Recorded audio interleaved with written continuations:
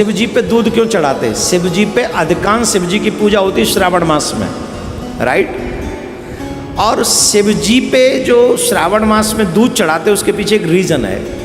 बारिश होने के कारण पहले दूध गाय देती थी, भैंसों का, और औरों का दूध हम लोग नहीं पीते थे, गाय का।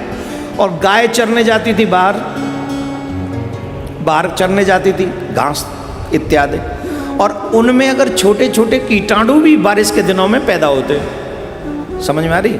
छोटे छोटे कीटाणु पैदा हो जाते जो जहरीले भी होते हैं। गाय का बॉडी स्ट्रक्चर ऐसा बना है कि वो जहर उस पर असर नहीं करता, वो पचा भी लेती है, लेकिन वो जो भी खाती है उसका रस जो है, उसी के रस से दूध बनता है, और वही दूध मानव पीता है।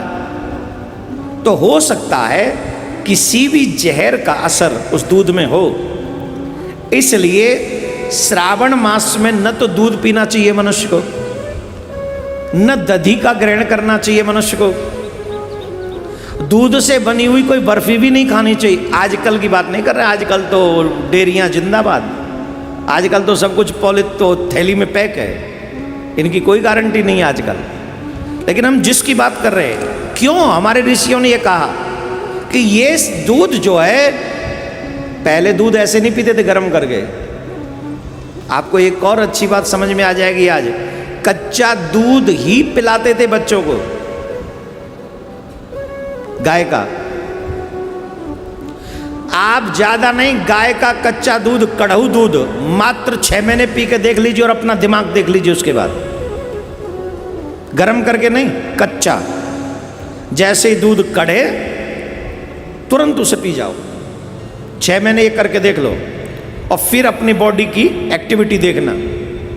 इसको रसायन कहते हैं। क्या कहते हैं? रसायन। ये बहुत बड़ा कार्य करती है।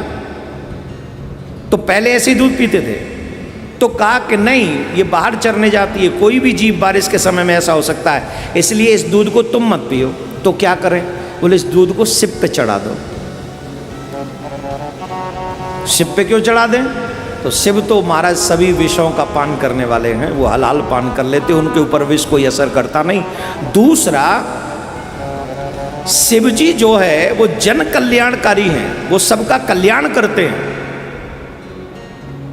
हलाहल विष पीने से जो उनके अंदर तेज उत्पन्न हुआ है, उस तेज को शांत करता है दूध, उस तेज को शांत करता है दधी, पंचामृत, और सबसे प्रिय है शिव को जलधारा। इसलिए श्रावण मास में शिव जी पर दूध चढ़ाया जाता है, उनका अभिषेक किया जाता है, और इसीलिए उन पर जलधारा चढ़ाई जाती है, और इससे शिव बहुत प्रसन्न होते हैं, बहुत ज्यादा। इसलिए हम लोग दूध की धारा उन पे चढ़ाते हैं, जलधारा चढ़ाते हैं।